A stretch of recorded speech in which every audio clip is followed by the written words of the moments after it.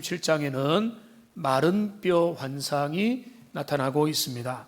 아주 이제 꽤 잘 알려진 환상인데요. 에스겔서가 좀 어렵지 않습니까? 그 어려운 에스겔서 중에서 제일 인상적인 내용을 꼽는다면 바로 이 마른 뼈 환상을 들 수가 있습니다. 하나님께서 선지자 에스겔을 에스골 골짜기라고 알려져 있는 그 골짜기에 두셨습니다. 그 골짜기에 마른 뼈가 가득하였습니다. 선지자를 그 뼈 사이로 지나가게 하셨고 그 마른 뼈가 셀 수도 없을 만큼 많이 있었습니다.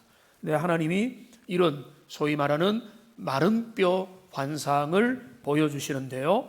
그 환상을 보는 것은 굳이 나누자면 두 스타일이 있겠죠. 그저 내가 있는 자리에서 아니면 잠자는 중에 꿈에서 환상을 볼 수도 있고, 하나님께서 어떤 특정한 지역으로 데려가셔서 거기에 일어날 어떤 모습을 환상으로 보여줄 수가 있습니다. 이 마른 뼈 환상을 어떻게 보여주셨는가를 우리가 정확하게 알 수는 없지만 에스겔 3장에서 어느 정도 힌트를 얻을 수가 있습니다. 22절 23절 내용에 보면은 주님께서 권능으로 에스겔에게 임하여 에스겔에게 말씀하십니다. 들판으로 나아가라.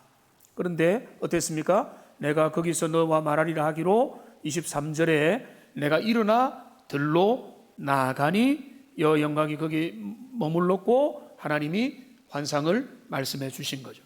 그러니까 여기 보면 그 이제 그냥 집안에서 환상을 본 게 아니고 들로 나아가라 했고 들에 나아갔고 거기에서 하나님의 환상을 본 거죠. 그러니까 오늘 여기 에스겔 37장도 우리가 건전하게 해석을 한다면 하나님께서 산으로 데려가셨다고 봐도 무방할 겁니다. 거기에서 지금 하나님께서 일종의 환상을 보여주시는 겁니다. 마른 뼈 환상인데요. 우리가 여러 이제 본격적인 영적인 교훈과 말씀의 도전을 찾기 전에 가장 먼저 해야 될 것은 뭔가 하면 이 환상의 의미와 그 환상을 말하는 내용을 우선 살피는 겁니다. 근데 그걸 없이 뜻만, 의미만, 내게 주시는 오늘의 감동이 뭐냐를 자꾸 찾기 시작하면은 흐트러지는 겁니다. 그래서 이 본문에 이제 나타난 환상의 의미, 에스겔 선지자에게 보여주신 환상의 그 깊은 뜻이 뭔가를 우리가 알아야 되는데, 근데 그러려면은 성경을 건전하게 해석을 해야 됩니다. 신천지나 여러 이제 이단들 중에서 이상한 구절들을 끌어와가지고 여기 끼우고 저리 끼우는 그런 방식으로 성경을 해석하면은 그건 아주 위험한 겁니다. 성경 해석의 제1원칙 중에 하나는 뭔가 하면 그걸 뭔가 하면 가까운 데서부터라고 할 수가 있겠습니다. 가까운 데서부터 이 본문의 이 환상과 비유와 어떤 주님의 말씀을 풀어주는 내용이 있는가를 봐야 되는데, 참 감사하게도 오늘 이 본문의 내용을 잘 풀어주는 내용들이 있습니다. 여기 11절을 보시면은 37장 11절부터 14절은 해석과 그 적용 그리고 그 내용을 풀어주시는 내용이거든요. 11절에 보면은 인자야 이 뼈들은 이스라엘 온 족속이라 라고 말했죠. 그러면 이제는 더 이상 고민할 게 없는 겁니다. 이 마른 뼈들은 이스라엘 온 족속, 오늘 설교 중에 나오겠지만은 온 족속이라고 했으니까 신약 시대까지 하나님의 온 전체 이스라엘이라고 보고 교회를 향하여 주시는 말씀이라고 봐야 되는 겁니다. 온 족속, 이스라엘 족속을 향하여 주시는 주님의 환상인데, 근데 여기에서 특징이 뭡니까? 뼈가 심히 말라서 비틀어져 있다는 것입니다. 그러니까 뼈가 아주 말랐다라고 하는 것은 이게 살갗도 없고 힘줄도 없고 가죽도 없으니까 이건 어떤 상태입니까? 여기 또 분명히 그 의미를 설명합니다. 11절에 계속되죠. 우리의 소망이 없어졌으니 우리는 다 멸절되었다 하느니라 라고 하는 거죠. 그러니까 마른 뼈가 의미하는 뭔가 하면 소망 없음을 의미하는 겁니다. 소망이 없어졌습니다. 생명을 활동을 하고 아주 기동을 하고 활발하게 살아갈 소망의 건덕지도 없이 지금 완전히 말라서 심이 오래되어 버린 마른 뼈와 같은 그런 상태, 그러니까 멸절이 되어버린 것 같은 그런 상태를 상징하는 게 마른 뼈 환상의 기본적인 그 실체가 되는 겁니다. 이스라엘 백성들, 하나님의 언약의 백성들, 우리가 생각을 해보면 하나님의 영광과 주님의 축복을 아름답게 드러내야 될 이스라엘 백성들이 지금 에스겔 선지자 시대에 어떻게 됐습니까? 그들은 거의 멸절일보 직전, 그들은 소망을 잃어버린, 그들은 정말로 부끄러운 그런 상태에 처하게 된 겁니다. 원래부터 이스라엘이 그렇게 된 건 아니죠. 이스라엘의 전성기가 있었습니다. 이스라엘의 영적인 상태가 어땠습니까? 이스라엘은 간단하게 말하면 다윗 때에 정말로 아름다운 왕국의 그 그림이 그려지고 솔로몬 때의 전성기를 구가했던 겁니다. 그리고 그 후로 어느 정도 왕국이 유지가 되지만은 솔로몬 이후부터 남북 왕국이 분열이 되죠. 북이스라엘과 남유다가 분열되면서 그때로부터 쇠락을 거듭하는 장면을 우리가 구약의 열왕기서나 이런 걸 통해서 볼 수가 있는데, 북이스라엘은 어느 정도 타락했는가 하면 믿음으로 주님 앞에 반응하는 왕이, 지도자가 한 왕도 없을 정도로 타락을 했고요. 남유다도 거반 비슷합니다. 거기 몇 명의 히스기야와 아사와 몇 명의 하나님 앞에 요시야와 이런 거룩하게 반응을 하려고 애를 썼던, 몸부림을 쳤던 선한 왕들도 없지는 않았지만은, 그러나 남유다도 결국은 그 소망을 점점 잃어가고 그들이 영적인 나락으로 빠져들어가서 북이스라엘은 아수르에, 남유다는 바벨론의 포로로 잡혀가고 성전은 무너지고 자기 땅에서 쫓겨나고, 그 상황 속에서 지금 주어진 이 비전, 환상이 되는 거죠. 그러니까 이거는 영적으로 잘 보면 그렇다가 아니라 그들의 실제 상태를 보니까 그들은 소망이 없는 거예요.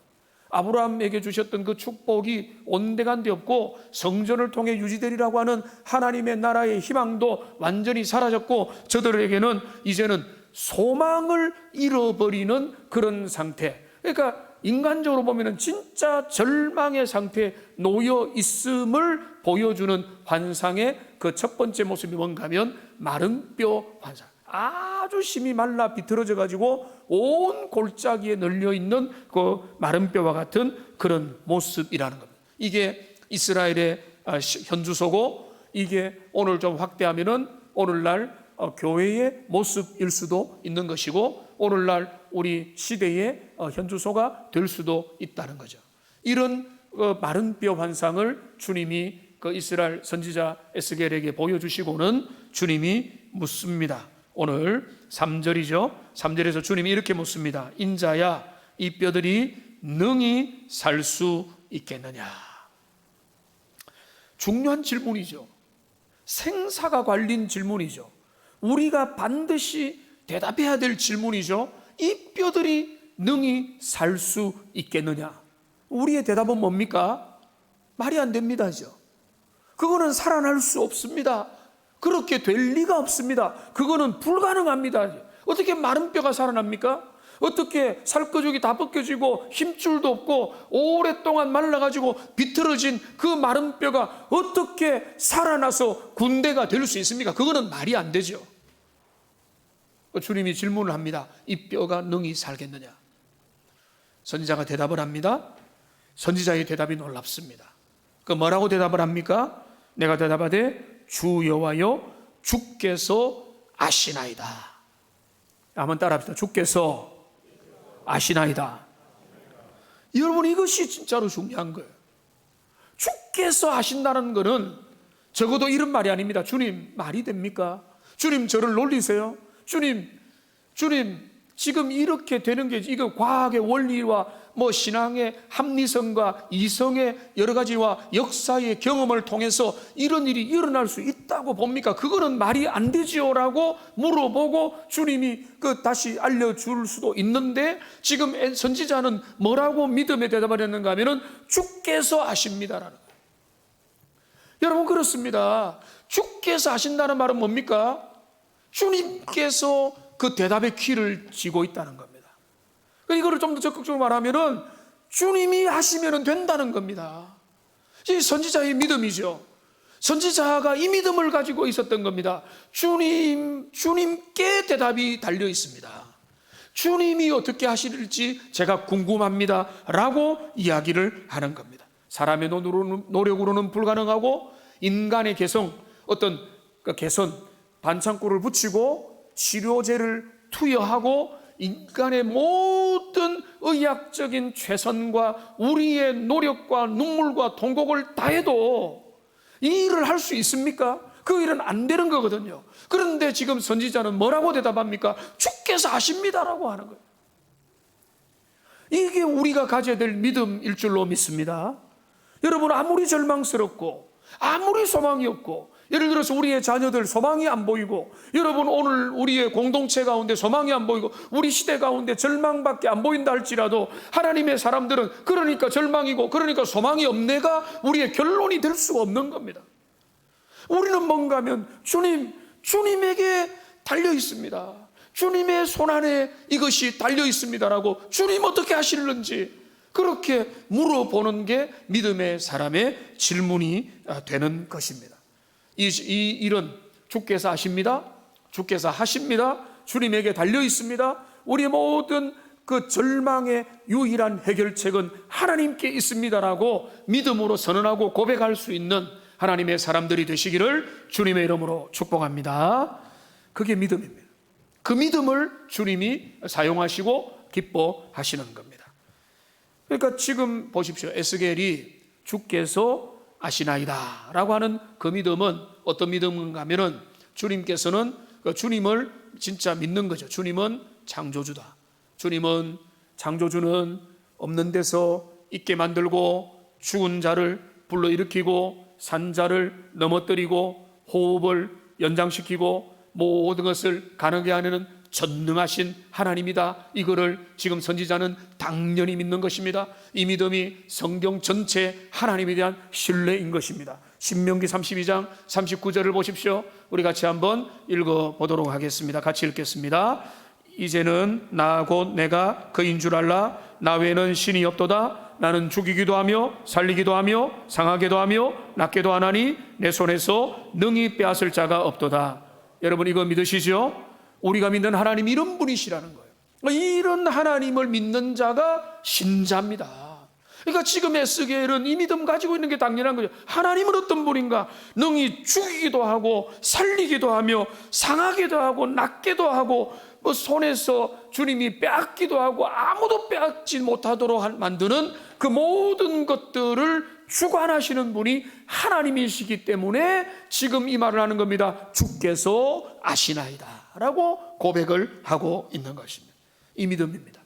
여러분, 주님 앞에 달려와서 많은 사람이 달려왔습니다. 무리들, 군중들이 모였습니다. 그러나 그 모든 자들이 주님 앞에서 치료를 받고 고침을 받고 또 그 자녀들이 죽음에서 일어난 자가 있었던 게 아닙니다. 그들은 대부분 다 거의 모두가 어떤 자입니까? 믿음으로 주님 앞에 반응을 했는데, 그 반응의 특징은 뭔가 하면은, 여러분 예를 들어서 한 나병 환자의 모습을 보십시오. 나병 환자가 주님 앞에 고백합니다. 마태복음 8장 2절에서 나병 환자가 나와 절하며 이르되 주여 원하시면 저를 깨끗하게 하실 수 있나이다. 여러분, 이 믿음은 진짜 대단한 믿음으로 주님 앞에 칭찬을 받죠. 여러분, 여기 중요한 게 있습니다. 한번 따라합시다. 주여 원하시면. 이게 믿음이에요. 주님, 내가 원합니다. 이거는 우리의 갈망이죠. 그런데 그 원함을 믿음의 대상이신 주님에게, 그 소원의 성취를 주님에게 맡겨드리는 겁니다. 주님의 뜻이라면 됩니다라는 거 아닙니까? 진짜 그렇지 않습니까? 주님이 원하면 되죠.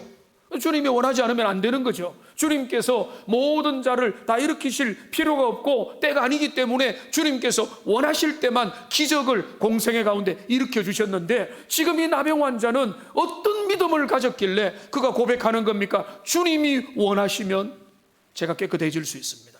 이게 믿음인 겁니다. 우리의 열심, 우리의 갈망, 우리의 헌신도 여러분 그게 나쁜 게 아닙니다. 그러나 그게 믿음의 그 자체가 아니에요. 우상을 향해도 열심히, 지금 사사기를 보면 얼마나 많은 그 이스라엘 백성들이 우상에게 절하고 다른 열심을 가지고 세상을 향해서 열정을 가지고 달려갑니까? 그거는 헛된 믿음, 잘못된 열정이죠. 그러나 여기 이 믿음, 주여 원하시면, 주님께서 아십니다 라고 하는 건 뭔가 하면 하나님께서 모든 것들을 쥐고 계신다, 하나님이 인생의 난제의 해결체가 되신다라는 것을 굳게 믿고 지금 주님 앞에 고백하는 거예요. 주께서 아시나이다, 이런 놀라운 고백. 그래 주님이 지상의 예수님께서 모든 믿음으로 다가오는 자들에게 뭐라고 말씀합니까? 내 믿음대로 될지어다. 주님이 될지어다 하니까 믿음대로 되는 거죠. 내가 믿음을 가진다고 해서 되는 게 아니죠. 주님께서 그 믿음에 오케이 사인이 나야 아무리 내가 좋은 결제 기한을 올려도 그 CEO가 최종 결제를 할 때 그 일이 집행이 되는 것처럼 주님께서 그래 내 믿음대로 되라 라고 주님이 말씀하니까 일이 되는 거지 않습니까? 오늘 지금 우리에게 중요한 것은 뭔가 하면 우리의 인생의 난제, 여러분 개인의 절망, 여러분의 개인의 소망 없음, 여러분의 가정의 절망, 우리의 공동체의 절망, 나 주님 이런 거 볼 때 너무나 답답하고 너무나 힘들고 너무나 소망이 없습니다라고 하는 것까지는 현실 인식일 수 있다는 말이죠. 우리 눈으로 그렇게 보일 수 있다는 거예요. 근데 그때부터 중요한 거예요.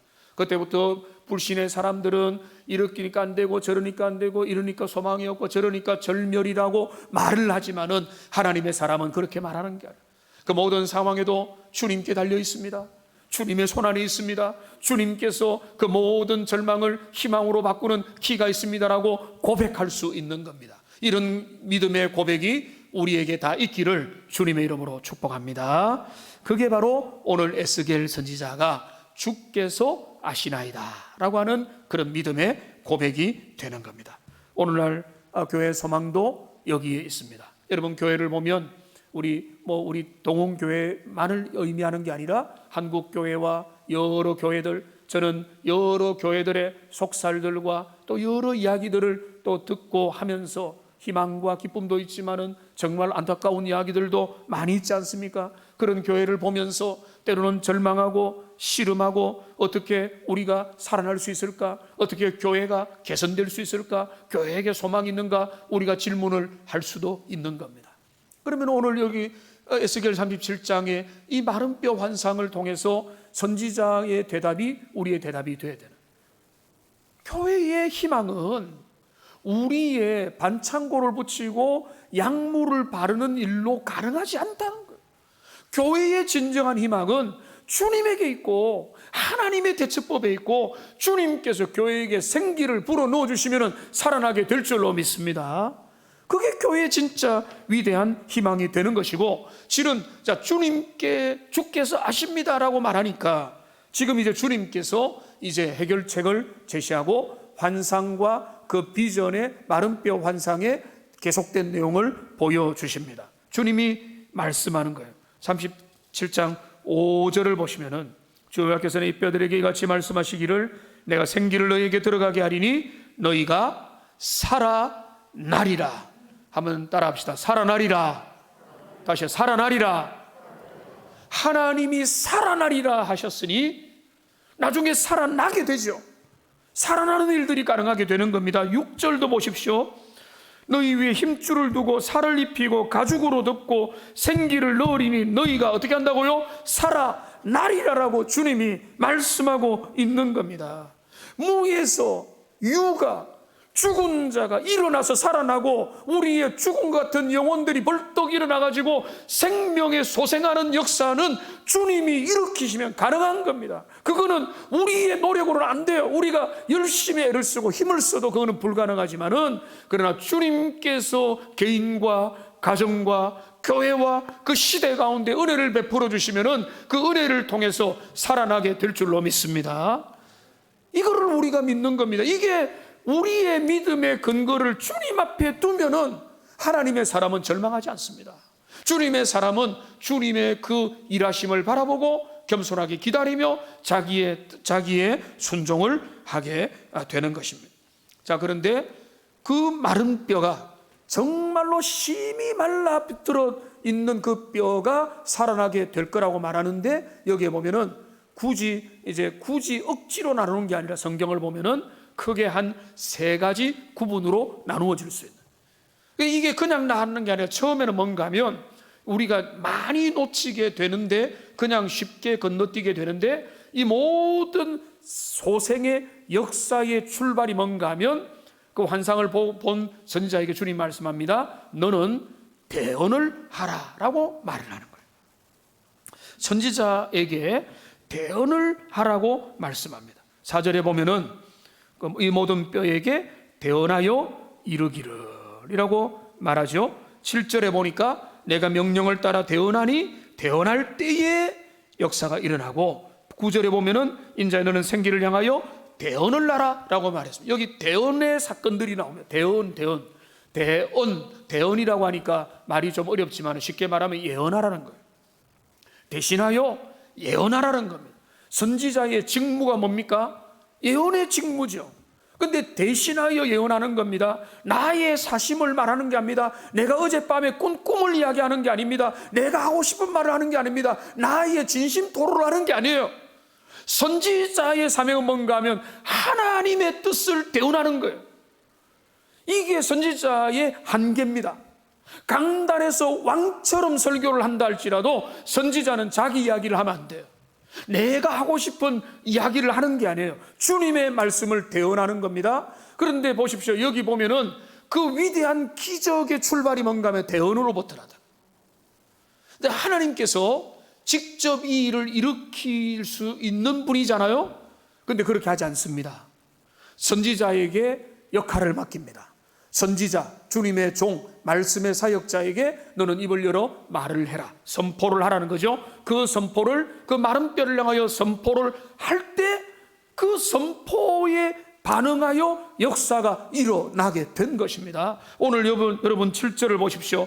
내가 명령을 따라 대언하니 대언할 때에 소리가 나고 움직이며 이 뼈 저 뼈가 들어맞고 뼈들이 서로 연결되더라.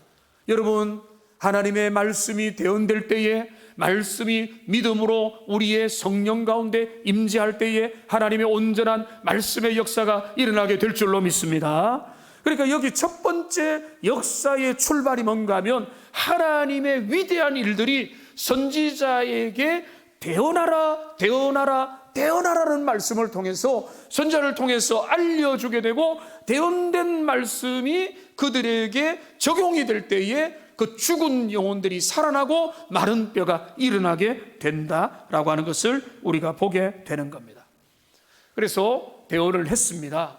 그런데 대언을 하니까 어떤 현상이 벌어졌는가 하면은 너무나 아름답고 멋진 모습이 일어났습니다. 마른 뼈가 점점 연결이 되었습니다. 그래서 뼈들에 힘줄이 생기고 거기에 살이 올라찼습니다. 그리고 밖에 가죽이 덮였습니다. 자, 그러면 여러분, 어떤 마술사가 이런 마술을 보인다면 전부 다 깜짝 놀라게 될 만한 정말로 놀라운 일이 일어난 것입니다. 마른 뼈에 힘줄이 생기고 살이 오르고 가죽으로 덮였습니다. 사람의 형체를 갖춘 겁니다. 그러나 여기까지 왔다 할지라도 그거는 살아있는 생명체가 아닙니다. 그럴듯한 모습을 가지고 있지만은, 인간의 모든 외형을 갖추고 있지만은, 제일 중요한 그 호흡, 숨결, 성령의 기운이 빠져 있는 상태에는 결코 온전한 사람이 될 수가 없는 겁니다.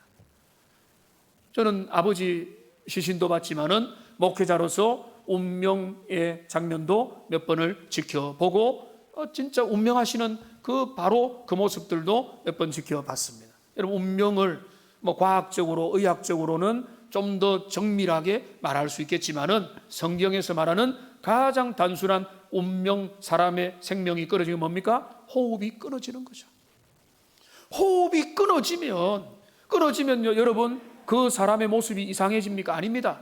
어느 정도는 체온도 그대로 있고 사람의 모습도 그대로 있고 금방이라도 깨어날 것 같이 그 모습을, 자태를 유지하는 겁니다. 물론 점점 식어가고 굳어가고 차가워지는 것은 나중의 일이지만은, 근데 여기를 역순으로 에스겔서를 보면은 그 모든 몸의 힘줄과 연결되고 살이 오르고 가죽이 덮여가지고 멀쩡한 모습으로 보인다고 해서 그것이 생명체의 본질이 아니라는 겁니다. 오늘날 세상에 하나님을 모르고 살아서 움직이는 분들은 사실은 주님의 눈으로 볼 때는 이런 마른 뼈와 같은 인생이라는 겁니다. 하나님 모르니까, 영적인 생기가 없으니까, 성령의 은혜와 관계없이 살아가니까 그들은 그저 육신의 모습만 가지고 살아가는 어떤 그런 모습이라고 볼 수밖에 없는 것입니다. 그러니까 지금 여기 보십시오. 이 주님의 말씀을 대언했습니다. 대언을 하니까 1차적으로는 여기 모든 모양새가 갖추어져 있었지만은 한 가지가 빠져 있습니다. 생명, 생기, 그 성령의 역사로 말미암아 부어지는 인생되게 만드는 진짜 중요한 그 생기가 그 사람 가운데 빠져 있는 것입니다. 주님이 다시 한 번 더 명령합니다. 너는 이제 9절에 나오죠. 생기를 향하여 대언을 하라. 생기에게 대언하 이르기를 사방에서부터 불어와서 이 죽음을 당한 자에게 불어서 살아나게 하라라고 대언을 하라고 하는 거죠. 선지자가 대언을 하니까 10절에 나오죠. 그 명령대로 대언하였더니 생기가 그들에게 들어가며 그들이 살아나고 일어나 서는데 극히 큰 군대더라. 그런 아름다운, 싸울 수 있고 죄악에 맞설 수 있고 이 시대와 맞설 수 있는 하나님의 사람으로 다시 일어나는 이스라엘 영적인 민족의 소생이 다시 일어나게 되었다라고 이야기를 하고 있는 것입니다. 여러분, 참으로 이것은 우리의 절망이고 우리의 소망입니다. 인간은요, 만물의 영장으로서 겉으로 보면은 다들 멀쩡하게 보입니다.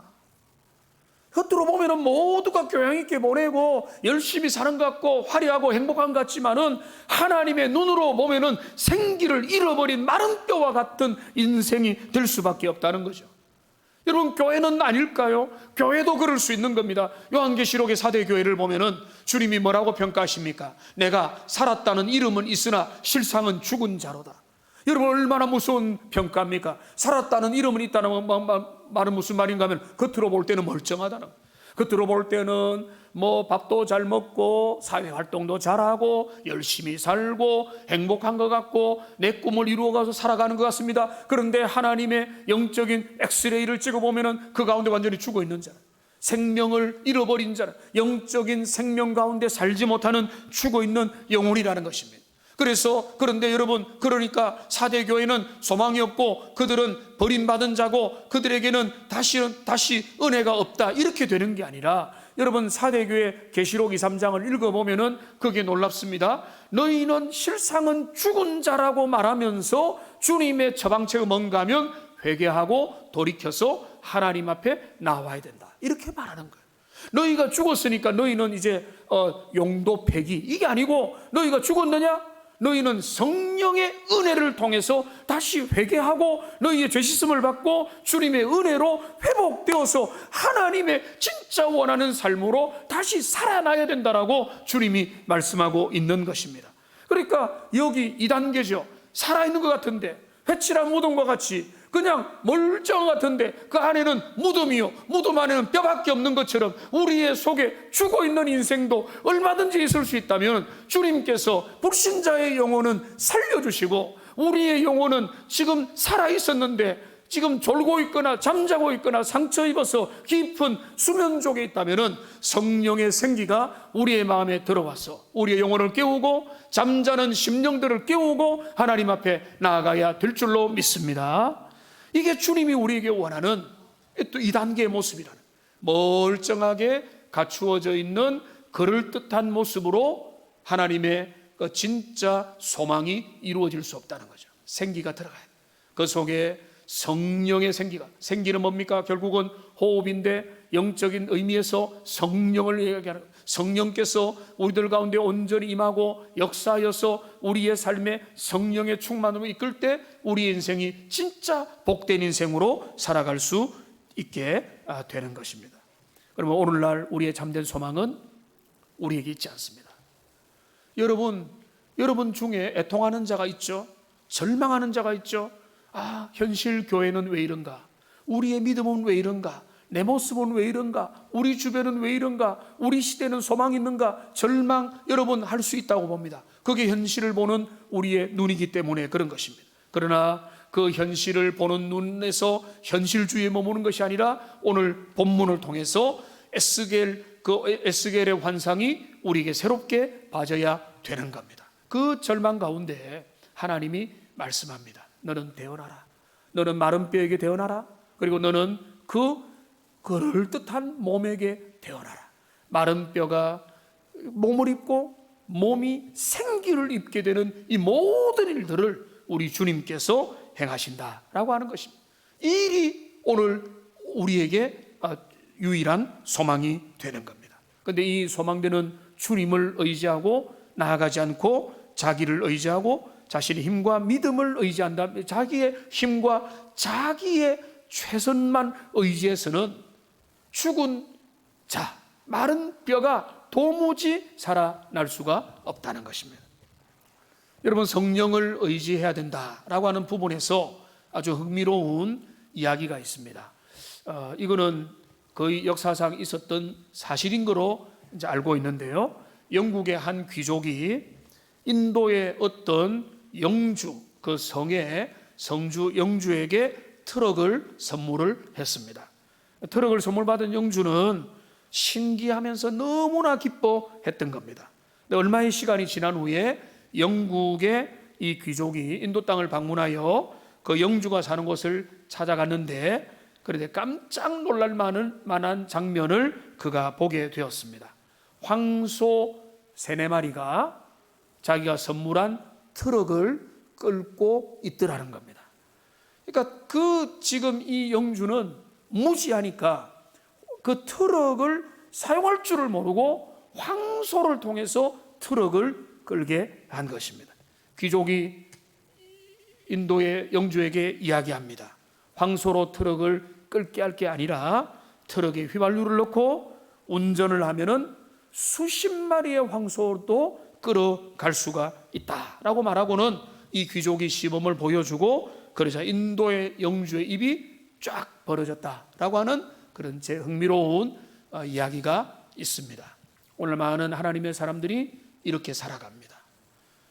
주님 주시는 은혜, 성령의 은총, 우리 가운데 능력으로 역사하는 그 창조케 하시고 재창조케 하시고 우리의 모든 것들을 가능케 하시는 그 주님의 생기의 힘을 받아서 성령의 충만함을 가지고 살아가야 되는데, 그 모든 성령의 충만함은 점점 소멸되어 버리고 심지어는 마른 뼈와 같은 상태, 아니면 그까지는 아니더라도 그럴듯한 모습은 갖추고 있는데 그 안에 생기만은 빠져있는 그런 상태로 살아가게 되고 있는 겁니다. 여러분, 그런 자들에게 오늘 비전은 우리에게 소망을 줍니다. 인간적으로는 불가능하지만은 하나님 안의 소망입니다. 주님께서 우리에게 생기를 불어넣어 주시는, 주님께서 우리의 심령을 새롭게 하고 은혜를 주시고 주님의 놀라운 은총에 우리의 영혼을 지배하면은 우리의 삶은 하나님의 은혜 가운데 독수리 날개치며 올라가듯이 살아가게 되는 것입니다. 인간적인 눈으로 보면은 절망할 거 많이 있습니다. 나 자신을 봐도 절망이고, 옆을 봐도 절망이고, 가까이 봐도 절망이고, 멀리 봐도 절망인 것 같지만은 믿음의 눈을 떠서 주님이 아십니다라고 물으실 때에, 그리고 주님의 대답을 듣는 자는 절망하지 않고 그 시대를 달려가게 될 것입니다. 이 말씀을 정리하겠습니다. 저는 이 말씀을 이렇게 마무리하고 싶습니다. 이 마른 뼈 환상은 오늘 한국교회, 우리 동원교회, 우리 자신, 우리 가정, 우리의 소망을 이룬 것 같은 그런 시대 속에 주는 하나님의 환상입니다. 주님은 잠자는 교회, 죽은 것 같은 교회, 깊은 부상으로 신음하는 교회를 향해서 주님은 물으십니다. 이 뼈들이 어떻게 되겠느냐? 이 뼈들이 어떻게 되겠느냐? 우리가 뭐라고 대답하겠습니까? 주님 잘 모르겠는데요. 주님 관심 없는데요. 주님 말이 됩니까? 어떻게 살아날 수 있습니까? 소망이 있습니까? 에스겔의 대답입니다. 주께서 하십니다. 주께서 하시기 때문에 주께서 하시고, 집 에스겔은 그 어두운 시절에 하나님의 말씀을 받고 자기의 주어진 사명 감당하며 믿음으로 어둠의 시간을 지나간 것입니다. 오늘 절망이 들이누어진 한국교회, 세계교회, 우리 시대의 현실 속에 에스겔의 환상이 다시 우리의 환상이 되어서 주님, 주께서 하십니다. 주님께 소망이 있습니다. 그 다음 일은 잘 모르겠습니다. 나는 내가 할 대언의 사명, 내가 할 그 목 감당하며 걸어가겠습니다. 주님 은혜 주십시오 라고 기도하며 그 시대를, 우리에게 주어진 시대를 살아가는 하나님의 존귀한 백성들 다 되시기를 주님의 이름으로 축복합니다. 기도하겠습니다.